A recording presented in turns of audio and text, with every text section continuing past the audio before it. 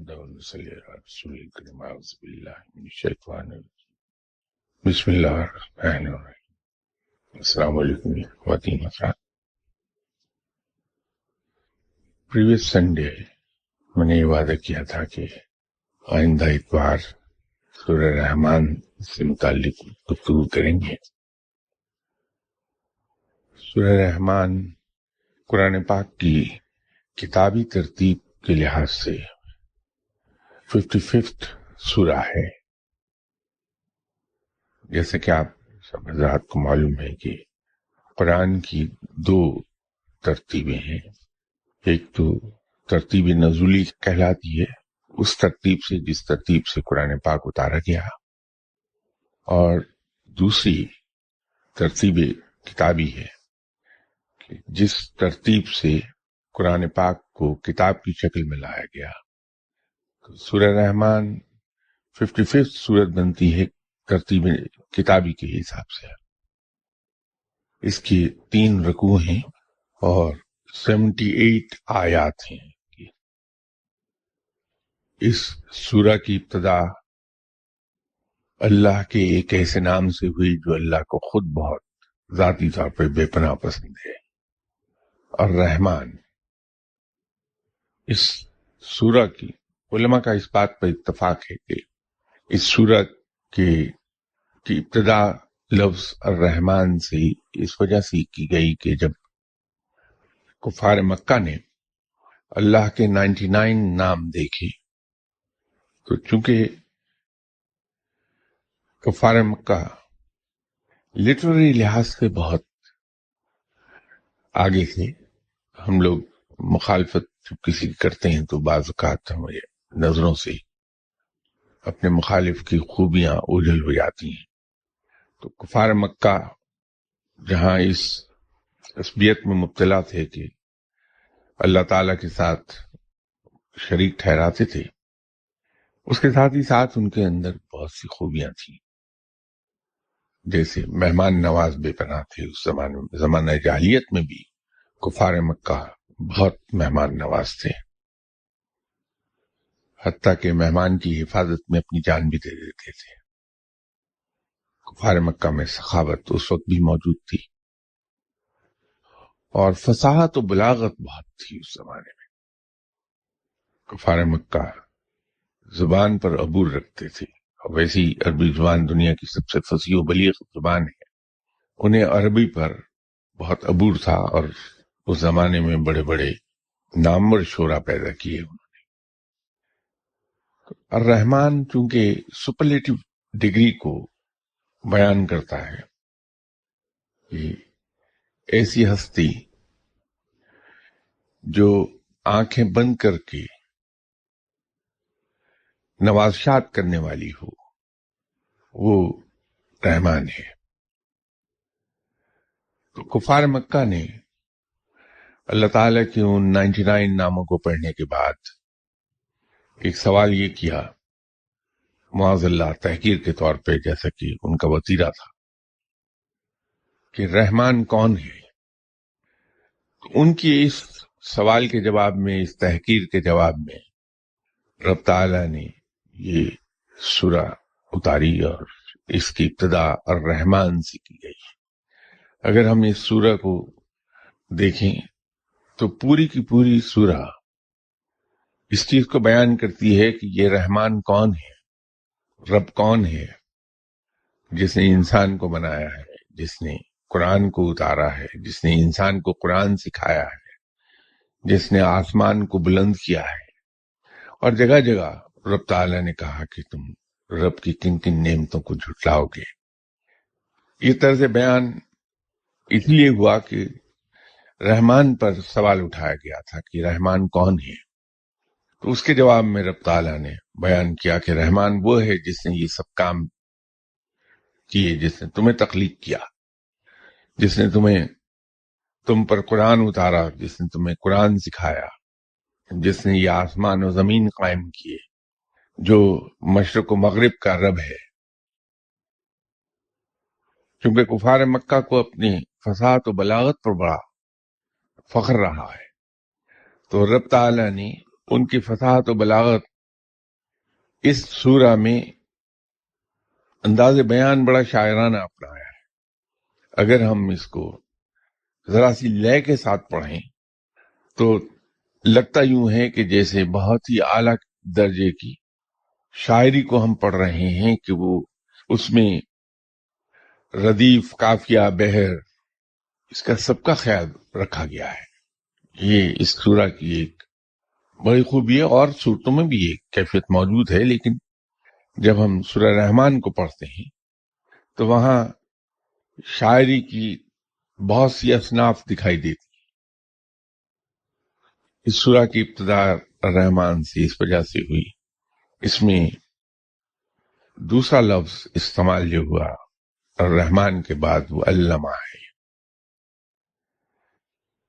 اور اس کے ساتھ ہی قرآن تیسرے لفظ کے طور پہ آیا.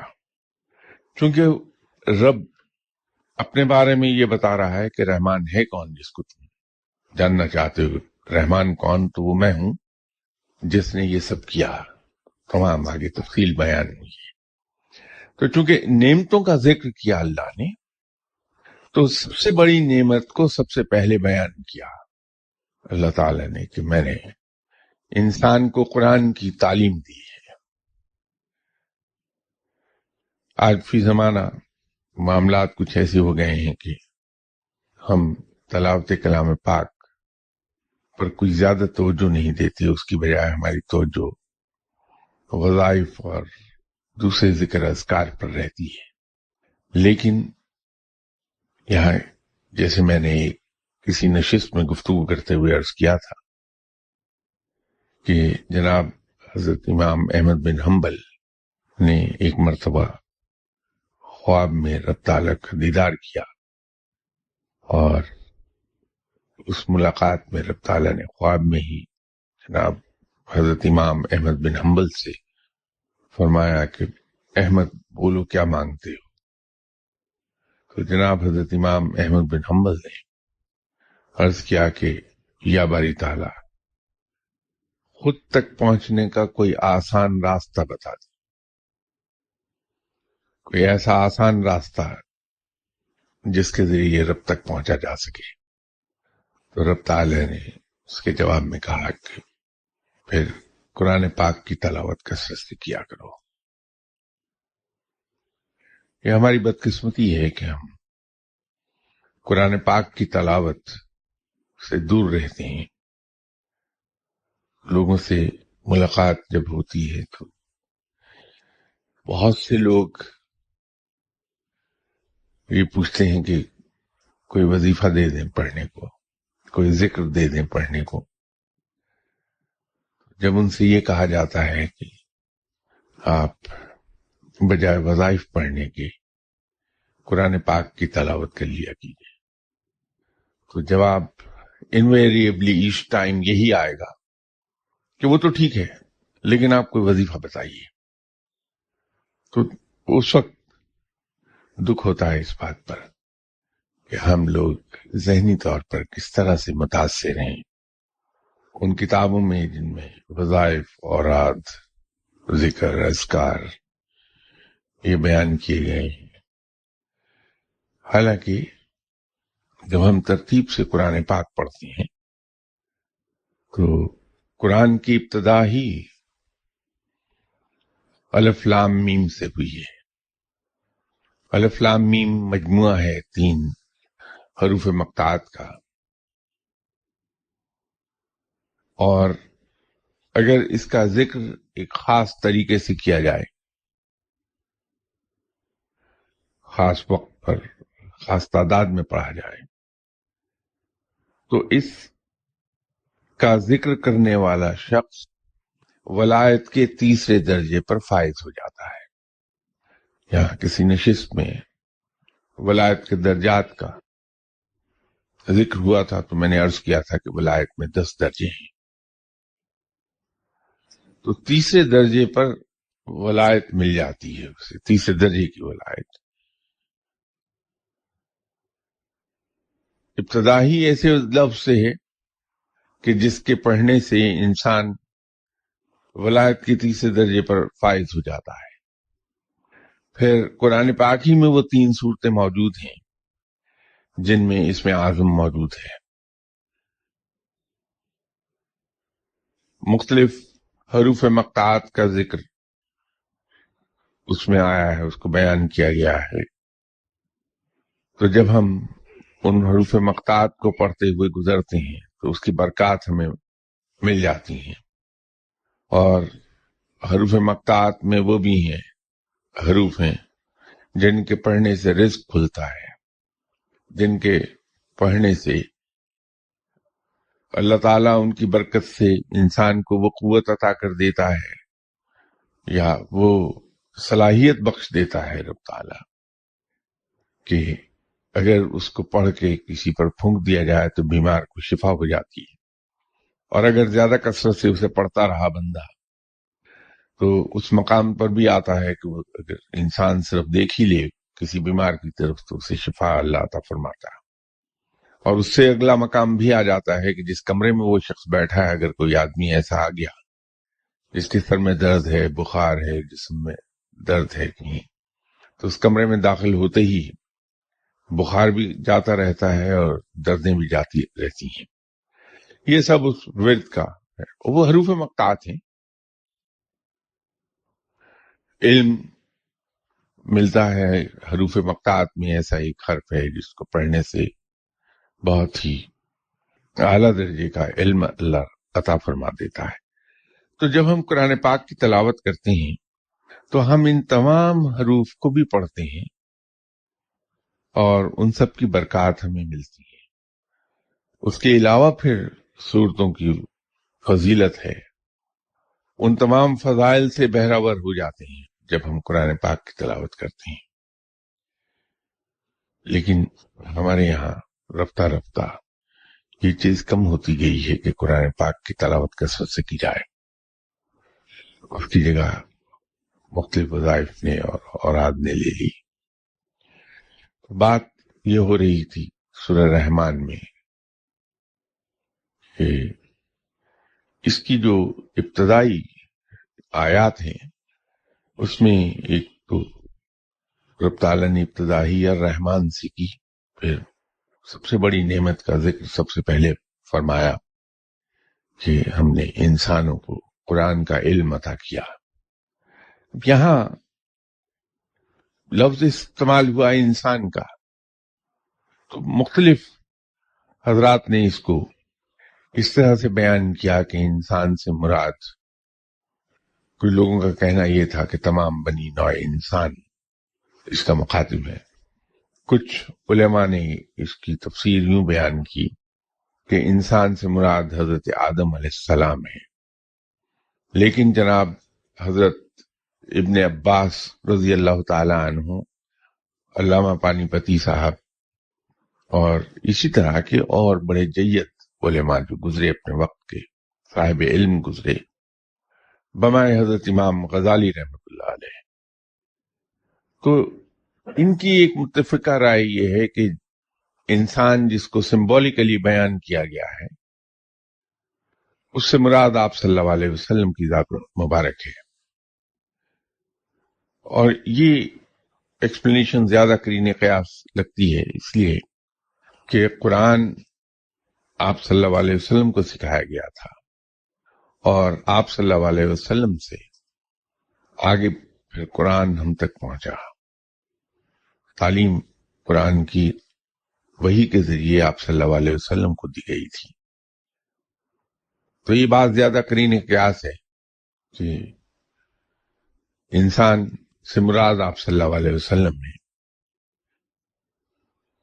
آپ صلی اللہ علیہ وسلم کے بارے میں ایک بات اولیاء کرام یہ کہتے ہیں کہ آپ مجسمہ قرآن ہیں. یہ بھی سمبولیکلی کہا جاتا ہے کیونکہ آپ صلی اللہ علیہ وسلم کا زندگی میں کوئی فعل ایسا نہیں جو قرآن کے مطابق نہ ہو، جو شریعت کے مطابق نہ ہو، جو اللہ کے احکامات کے مطابق نہ ہو. تو چونکہ آپ صلی اللہ علیہ وسلم نے اپنی ساری زندگی قرآن کے مطابق ڈھالی تھی، تو اس وجہ سے لوگ اولیاء کرام خاص طور پہ آپ صلی اللہ علیہ وسلم کو مجسم قرآن یہ چلتا پھرتا قرآن کہتے ہیں۔ اس سورہ رحمان میں اللہ تعالیٰ نے ایک بات اور ابتدا ہی میں فرما دی، وہ لفظ استعمال کیا رب نے، میزان کا۔ اسے ترتیب سے تو میں ایکسپلین کر دوں گا نیکسٹ سنڈے، کہ ہر آیت کی تفسیر بیان کر دوں گا، اگرچہ میں علم تفسیر،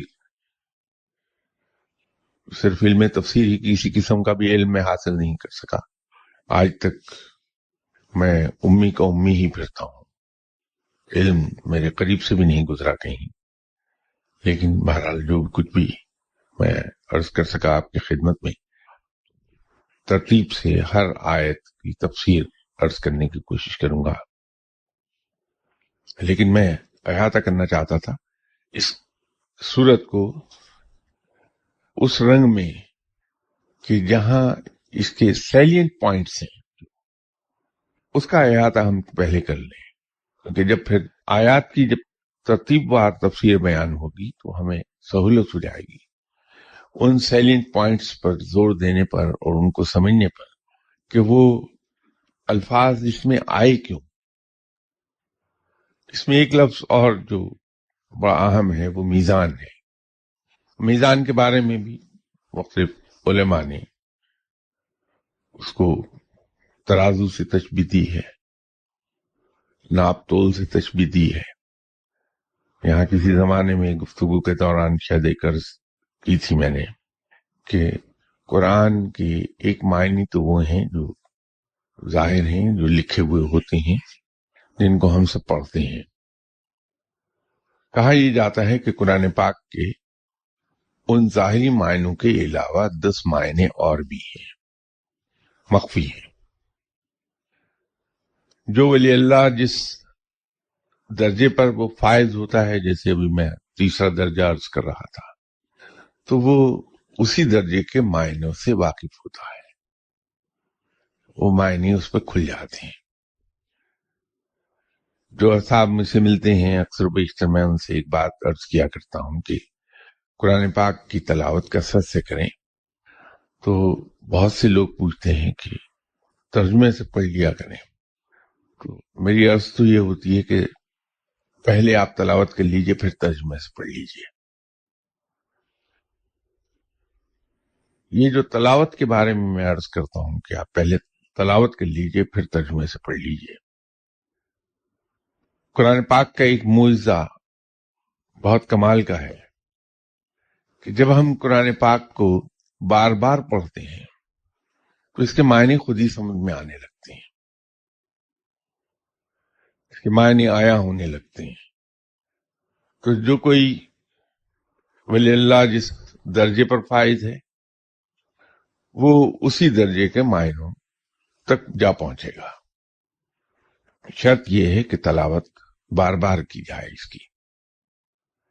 وہ جو لفظ میزان استعمال ہوا ہے، علماء کرام نے اسے ترازو سے تشبیہ دی ہے کہ اللہ تعالیٰ نے جہاں اور چیزیں تخلیق کی تو ترازو بھی تخلیق کیا، اور رب تعالیٰ نے ہمیں تلقین کی ہے کہ ہم تولتے وقت اس میں کمی نہ کریں، ڈنڈی نہیں ماریں۔ لیکن اولیاء کرام کی تفسیر اس لفظ کے بارے میں، یہ ظاہری معنی تو ہیں اس کو اولیاء کرام بھی مانتے ہیں ترازو کے ترجمے کو، اس لیے کہ درست ہے وہ۔ لیکن اولیاء کرام کا کہنا یہ ہے کہ لفظ ترازو ذو معنی ہے، ظاہری معنوں میں تو یہ آیا تولنے کے معنوں میں، ایسا انسٹرومنٹ جو تولنے کے لیے استعمال ہو ترازو، اور جو کمی بیشی کی تلقین کی گئی ہے وہ ظاہری معنوں میں بالکل درست اسی طرح ہے جیسے علماء کرام نے اس کی تفسیر بیان کی کہ تولتے وقت اس میں کمی نہ کی جائے۔ اور اس کی اپنی برکات ہیں جو میں ابھی عرض کرتا ہوں کہ اگر انسان بزنس کر رہا ہے تو تول میں اگر کمی نہیں کرتا تو اس کی برکات کیا ہیں وہ میں ابھی عرض کر دیتا ہوں۔ لیکن جو اولیاء کرام کا کہنا ہے اس میں، وہ ترازو سے مراد बैलेंस की सूरत में लेते हैं, मीजान को बैलेंस के मायनों में लेते हैं कि अल्लाह ताला ने ये कहा कि मैंने एक तवाजुन पैदा किया है। उसको औलिया इकराम का कहना यह है कि रब ये कह रहा है कि इस कायनात को मैंने एक बैलेंस पर कायम किया है, डेलिकेट बैलेंस पर कायम है ये कायनात, और उसी डेलिकेट बैलेंस पर ही कायनात चल रही है। तो इंसान को तलकीन की है रब ताला ने कि वो अपनी डीलिंग्स जो दूसरों के साथ हैं उसके अंदर एक तवाज़ुन को कायम रखें, और दूसरों के साथ डील करते वक्त उनका कोई हक अपने जिम्मे न रखें, किसी के साथ ज्यादती न करें, तवाज़ुन पर, डेलिकेट बैलेंस पर ही अपने ताल्लुकात को रखिए दूसरे इंसानों के साथ इंटरेक्शन के लिए। और अमाल के सिलसिले में रब ताला ने तवाज़ुन का कहा, यह औलिया किराम की तशरीह है उस लफ्ज मीजान के बारे में। ये दोनों ही मायने दुरुस्त हैं, दोनों ही तशरीहात दुरुस्त हैं। ज़ाहिरी मानों में वो तराजू रब ताला ने कारोबार करने के मामले में, लोगों के साथ डील करने के बारे में कमी से मना किया है, लेकिन जो पोशीदा मायने हैं जिसको औलिया किराम बयान करती हैं वो ज्यादा अहम है अपनी जगह, कि जब हम लोगों के साथ डील करते हैं तो हम दूसरे को उसके हक से जरा ज्यादा अदा कर दें। मर्द हजरात खवातीन के साथ बेपनाह ज्यादती करते हैं और उस पर मुस्तदाद ये है कि हम उसे मानते भी नहीं, कि हम खवातीन के हकूक अदा करने में बहुत ज्यादती कर जाते हैं, वो नहीं देते हम उन्हें। तलाक को अल्लाह ताला ने हलाल चीजों में सबसे बुरा जाना है। आप सल्लल्लाहु अलैहि वसल्लम ने भी मर्दों को तलकीन यही की है कि तलाक को हद्दुल वसा अवॉइड किया जाए, लेकिन अगर ये बिल्कुल ही अनअवॉइडेबल हो जाए, तलाक देने के अलावा कोई चारा ही ना रहे, तो खवातीन के साथ जिस किस्म के सलूक का हुक्म हुआ कि जो उनका ड्यू है उससे ज्यादा दे दिया जाए, उनसे आसान तरीके से अलहदा हुआ जाए। ये बुनियादी चीज ये है कि बीवियों से अगर अलहदा होना पड़ जाए, उनको डाइवोर्स करना पड़ जाए, तो बहुत आसान तरीके से उन्हें फारिग किया जाए। हम लोग बदकिस्मती से इल्जाम लगा देते हैं बीवियों पर, बहुत बड़ी असबियत है, ये नहीं करना चाहिए। बल्कि अगर खुदा न खास्ता बीवी से कहीं कोई गलती, ऐसी मॉरल गलती हो गई है, उसका पांव स्लिप कर गया कहीं, तो मुनासिब ये है कि उसे छुपा लिया जाए, दूसरों के इल्म में न लाया जाए, किसी और बहाने से तलाक दे दी जाए, उस ऐब को छुपा दें, बयां न करें। ये आसान तरीका है। और इतनी खूबसूरती से छोड़ दें कि ना तो सख्त बयानी की जाए, ना गालिम गलोच की जाए, ना उस पर इल्जाम लगाए जाए, बल्कि इंतहाई आजिजी और नरमी के साथ कह दिया जाए कि मेरा ख्याल है बीबी अब मामलात इस मकाम को आ गए हैं कि जहां आपका मेरे साथ रहना शायद आपके हक में बेहतर ना हो, है तो सख्त फैसला, लेकिन मेरे ख्याल में आप अगर मुझसे अलहदगी इख्तियार कर लिए, जितने आजिजाना और जितने नर्म अल्फाज में हम वाइफ को कन्वे कर सकें ये फैसला, उतना ही रब ताला के अहकामात के मुताबिक हो जाएगा। और फिर अलहदा करते वक्त हम लोग आमतौर पर हक मार लेते हैं बीवियों का, जबकि अल्लाह ताला तो उनके हक से ज्यादा देने को कहता है। उनको इतना वाफिर दे दिया जाए कि जब तक कि उनके जिंदगी गुजारने को कोई दूसरा बंदोबस्त नहीं हो जाता, وہ خوش اسلوبی سے اپنی زندگی گزار لیں. تو یہ ترازو جو ہے، علماء کرام تو تولنے کے معنی میں اس کو بیان کرتے ہیں، درست ہے بالکل، اس پر کوئی غلطی نہیں، بلکہ علماء صاحب علم لوگ ہیں، ہمارے مقابلے پہ کہیں زیادہ علم جانتے ہیں، تو ان کی تشریح بالکل درست 100%. لیکن ولی اللہ اس کے پوشیدہ معنوں پر زور دیتا ہے کہ ہمارے رویے ایسے ہوں دوسروں کے ساتھ کہ ان کے حقوق سے کچھ زیادہ ہی ہم دیتے رہیں تاکہ کسی کے ساتھ زیادتی نہ ہونے پائے. تو یہ سورہ اس لحاظ سے اپنی نوعیت کی ایک ہے کہ رب تعالی نے جہاں یہ بیان کیا کہ رحمان کون ہے، رحمان وہ ہے جس نے یہ سب کیا، وہاں قرآن کو سب سے پہلے بیان کیا ہے.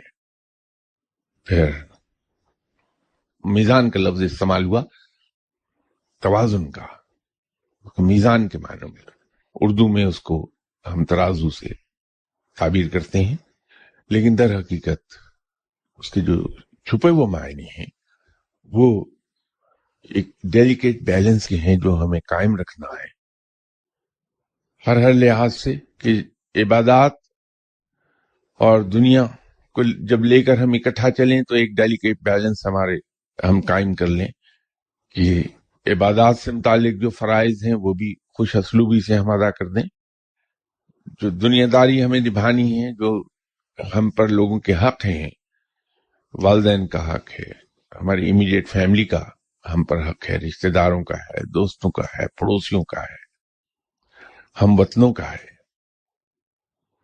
وہ حق ہم اس خوبصورتی سے ادا کر دیں کہ عبادات میں اور دنیا داری میں ایک توازن قائم ہو جائے، جیسے کہ آپ صلی اللہ علیہ وسلم کی حیات طیبہ میں دکھائی دیتا ہے.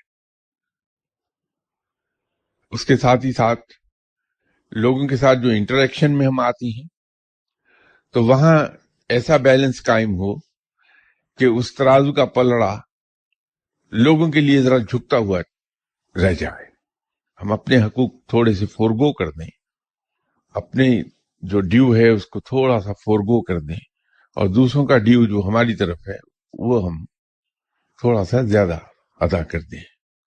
تو یہ توازن جو ہے دین اور دنیا کے درمیان بھی اور لوگوں کے ساتھ انٹریکشن کرتے وقت بھی میزان سے تعبیر وہ کی گئی ہے.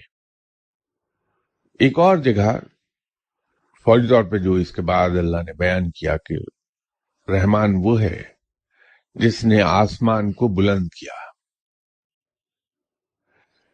ایتھسٹ اس زمانے میں 1400 سال پہلے بھی موجود تھے، وہ معاذ اللہ اس کو تسلیم ہی نہیں کرتے، مادہ پرست، کہ کائنات کسی نے تخلیق کی ہے. اللہ تعالیٰ معاف فرمائے ان الفاظ کے لیے مجھے. ان کا کہنا یہ ہے کہ مادے میں ہلچل پیدا ہوئی اور اس کے نتیجے میں ایک بگ بینگ ہوا اور کائنات تخلیق ہو گئی. رب تعالیٰ نے اس کو فوراً بیان کیا کہ یہ آسمان میں نے بلند کیا ہے. اس میں وہ الفاظ عرض کر رہا ہوں جس کے معنوں کے بارے میں تھوڑا سا ابہام ہے یا جس کی تشریح ہونا ضروری ہے. آیات کی تفسیر نہیں میں بیان کر رہا، آیات کی تفسیر انشاءاللہ نیکسٹ سنڈے سے ترتیب سے عرض کروں گا. دو لفظ اکٹھے استعمال ہوئے، شجر اور نجم، اسی سورہ میں غالباً آیت نمبر 6 میں یہ دو الفاظ اکٹھے آئے ہیں. شجر تو بڑی سمپل سادہ سامنے کی بات ہے. شجر اس درخت کو کہا جاتا ہے جو تنے دار ہوتا ہے، جس میں تنا ہوتا ہے. نجم کے دو معنی عربی میں استعمال ہوتے ہیں. ایک معنی تو کامن ہے، ستارے کو ہم عربی میں نجم کہتے ہیں، لیکن عربی ہی میں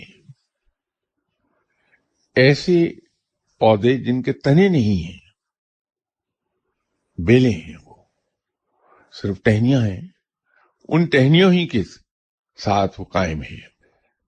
तो ऐसे पौधे जिसका तना न हो उसको अरबी में नजम कहते हैं, उसको भी नजम कहते हैं। तो अल्लाह ताला ने इन दोनों किस्म के पौधों का जिक्र इस सूरा में किया हुआ है, शजर और नजम।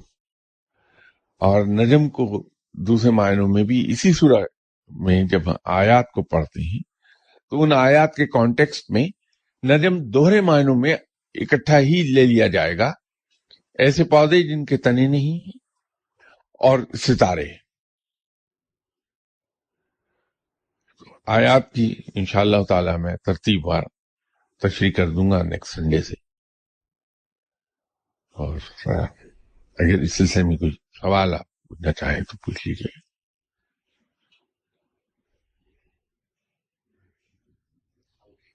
वालेकुम अस्सलाम।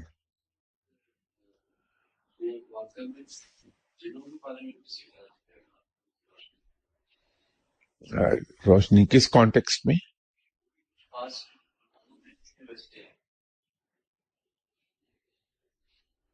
असल में ये सूरा में जैसे मैंने अर्ज किया कि इस सूरा के पीछे जो बैकग्राउंड है इसकी नजूल की, वो तो वही है कि जो कुफार ने अल्लाह ताला के 99 नाम पढ़ने के बाद रहमान के बारे में मौज़ल्ला क्वेश्चन किया। तो इसका इस सूरत में जिनको खिताब किया गया उसका ताल्लुक वो इसी जमीन से था, इसी रुए जमीन पर है। इस रुए जमीन पर दो मखलूकात ऐसी हैं जो अपना ब्रेन यूज करती हैं, अप्लाई करती हैं अपना माइंड, इंसान और जिन। तो ये दोनों को इसलिए इसमें मुखातिब कर लिया गया,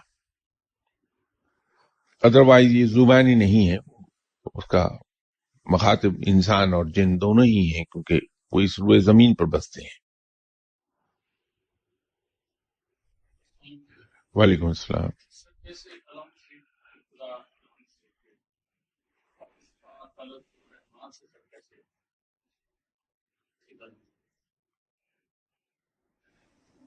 सूरह रहमान में एक सवाल किया गया है कि तुम अल्लाह की कौन कौन सी नेमतों को झुटलाओगे। वहां वो लोग मुखातिब हैं इस एक जुमले से कि तुम अल्लाह की किन किन नेमतों को झुटलाओगे, जो अल्लाह को माज़अल्लाह क्वेश्चन करते हैं। तो रब उन्हें कहता है कि मैं वो रहमान हूं जिसने ये पैदा किया, जिसने ये पैदा किया, जो इसका मालिक है, जो इसका मालिक है। हर जगह वो कहता है तुम, जैसे रब्बुल मशरिकैन वल मगरिबैन, तो साथ ही उसने कहा कि तुम अल्लाह की किन किन नेमतों को झुटलाओगे। एक तो वो इंसान है जो अल्लाह की नेमतों को माज़अल्लाह झुटलाता है, और इंसानों की एक वो किस्म है जो अल्लाह की नेमतों का शुक्र अदा करती हैं। उस सूरा का ताल्लुक चूंकि उन लोगों से है जो सीधे रास्ते पर चले, जो दुआई कलमात हैं, या अल्लाह हमें वो उन लोगों का रास्ता दिखा दे जो सीधे रास्ते पर चले। ये मफहूम है उसका, लफ्जी तर्जुमा नहीं। तो जो सीधे रास्ते पर चले वो लोग थे जिन्होंने रब को रब जाना, पहचाना नहीं, रब को रब जाना। और रब को रब जानेगा उस वक्त इंसान, उस वक्त उसको रब तस्लीम करेगा जब उसको पहचान लेगा। तो वो लोग जिन्होंने रब को पहचाना और फिर उसको अपना रब मान लिया, अपना रब जान लिया, तो ये वही लोग हो सकते हैं जो अल्लाह की नेमतों का शुक्र अदा करते हैं। जब किसी शख्स को यह अदराक होने लगे कि मेरा रब कितना अजीम है, कितना बड़ा है, उसने मुझे किस किस रंग में पाला है, किस किस रंग में नवाजा है, किस किस रंग में अनायात की हैं मेरे ऊपर, तो उसके अंदर जज्बा तशक्कुर बेदार होता है।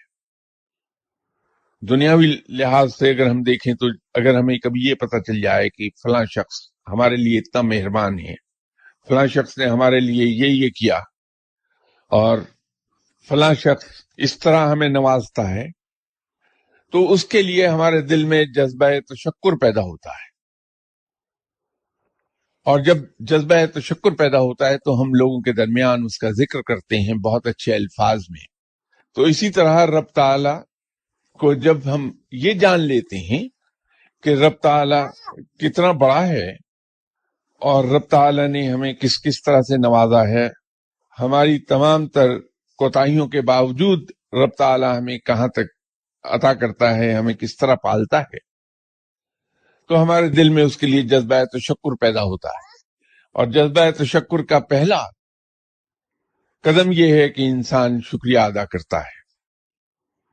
تو وہ الحمدللہ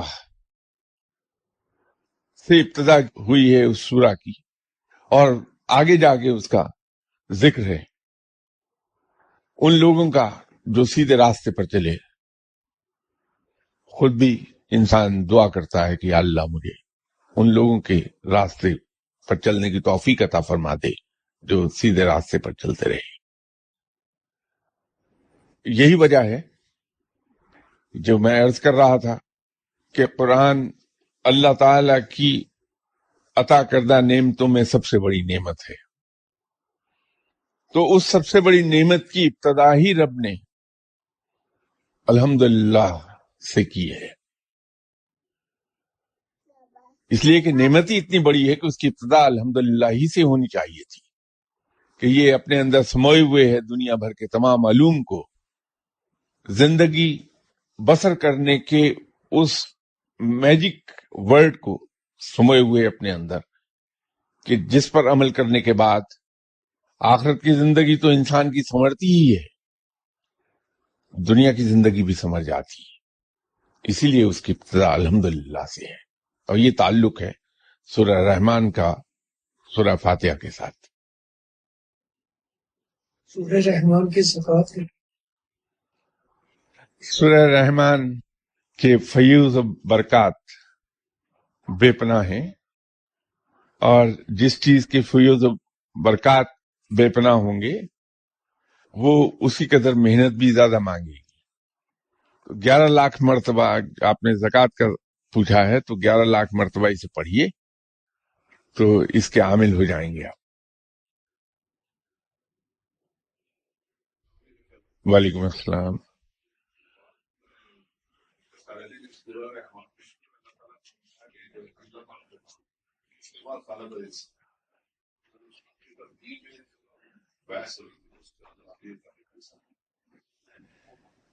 دیکھیے وہ ترتیب ہے نعمتوں کے حساب سے کہ اللہ نے قرآن کا علم سکھایا، اور دوسرا احسان اللہ کا یہ ہے کہ اللہ نے انسان کو پیدا کیا۔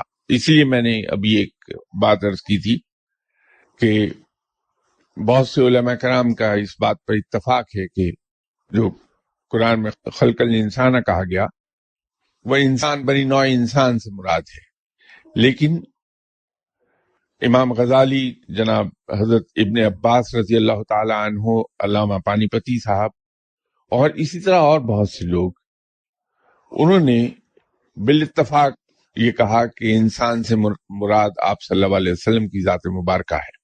تو جہاں قرآن سب سے بڑی نعمت ہے، وہاں آپ صلی اللہ علیہ وسلم کی تخلیق بھی ہمارے لیے بہت بڑی نعمت ہے، کہ آپ صلی اللہ علیہ وسلم رحمت للعالمین ہیں، سب انسانوں کے لیے بہت بڑی نعمت ہیں آپ صلی اللہ علیہ وسلم، خواہ وہ مسلم ہے یا نان مسلم۔ تو اس وجہ سے وہ اس کا بیان قرآن کے فوراً بعد انسان کی تخلیق کا بیان آ گیا۔ وعلیکم السلام۔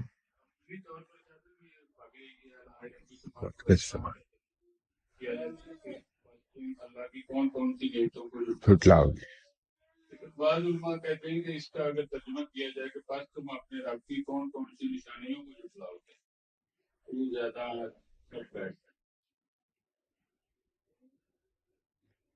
یہ دونوں ترجمے صحیح ہیں، اس لیے کہ اس سورہ میں رب تعالیٰ نے اپنی نعمتوں کا جو ذکر کیا ہے وہ ایک خاص مخصوص کانٹیکسٹ میں ہے. تو یہ نعمتیں نشانی ہی کے معنوں میں استعمال ہوئی ہیں وہاں. جہاں وہ کہتا ہے کہ میں نے قرآن کا علم سکھایا، میں نے انسان کو بنایا، میں نے ترازو میزان پیدا کیا، میں نے آسمان کو بلند کیا، مشرق و مغرب کا میں رب ہوں. یہ وہ نعمتیں گنوا رہا ہے اور بار بار وہ کہہ رہا ہے تم اللہ کی کن کن نعمتوں کو جھٹلاؤ گے. یہ دونوں معنوں میں ہی بالکل صحیح ہے. جیسے میں آپ سے عرض ابھی کر رہا تھا کہ اس میں وہ الفاظ نجم کا میں نے ذکر کیا، میزان کا ذکر کیا، انسان کا ذکر کیا، تو یہ سارے الفاظ جو ہیں وہ زمانی استعمال ہوئے ہیں، اس کے کئی کئی معنی نکلتے ہیں. اسی طرح تم اللہ کی کن کن نعمتوں کو جھٹلاؤ گے، اگر جھٹلانے کی جگہ ہم نعمتوں کی جگہ نشانی کو دے دیں تو بات وہیں کی وہیں چلی جائے گی کہ رب تعالیٰ اپنے آپ کو بیان کر رہا ہے کہ میں وہ رب ہوں. تو وہ دونوں معنوں میں ہی درست ہو جائے گا. انشاءاللہ تعالی نیکسٹ سنڈے ملاقات ہوتی ہے بشرط زندگی.